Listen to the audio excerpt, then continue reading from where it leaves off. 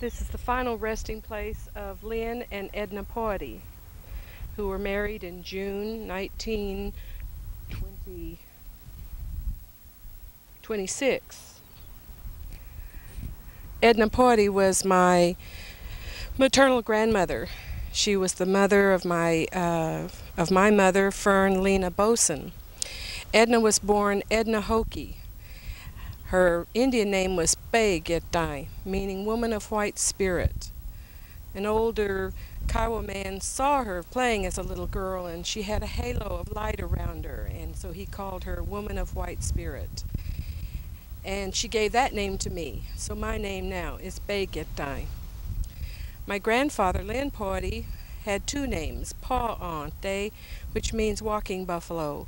He named my oldest son, Stephen, Pa Ante, walking buffalo.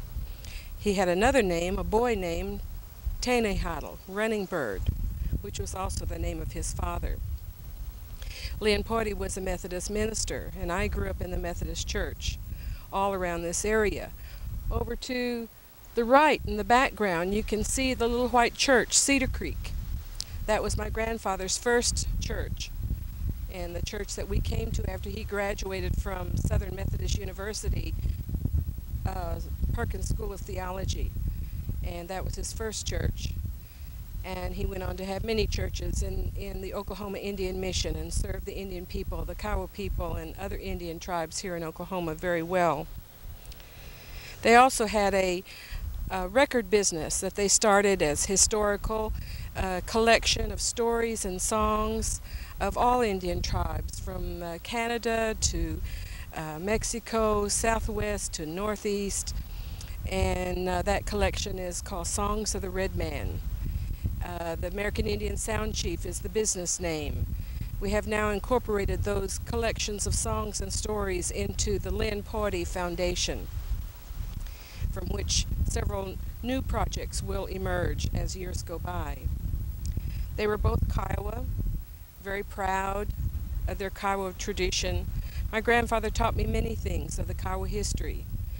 Way over in the corner, you can see way on the horizon some hills.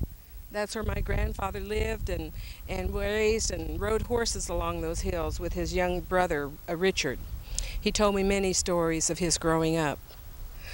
Some of the things, I guess, that I remember that he taught me were tolerance and patience with other people, their human frailties.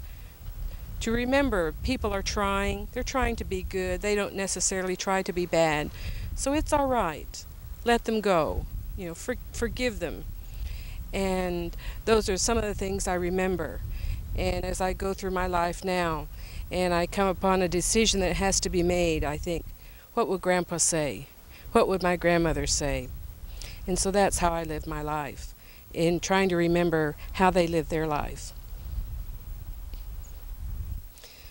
Over here to the side is my grandmother's sister, Sally Boynty, and her husband.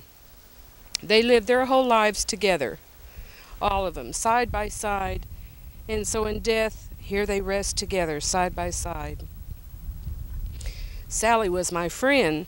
I remember going away to nursing school, and I used to write to my Aunt Sally like I did my girlfriends, and she'd tell me all the gossip from back home because she knew everything.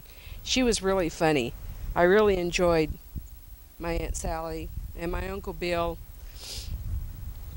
They were the elders of the Kiowa tribe. They were the elders of the Taipei Society, and they taught all of us a way to live our lives.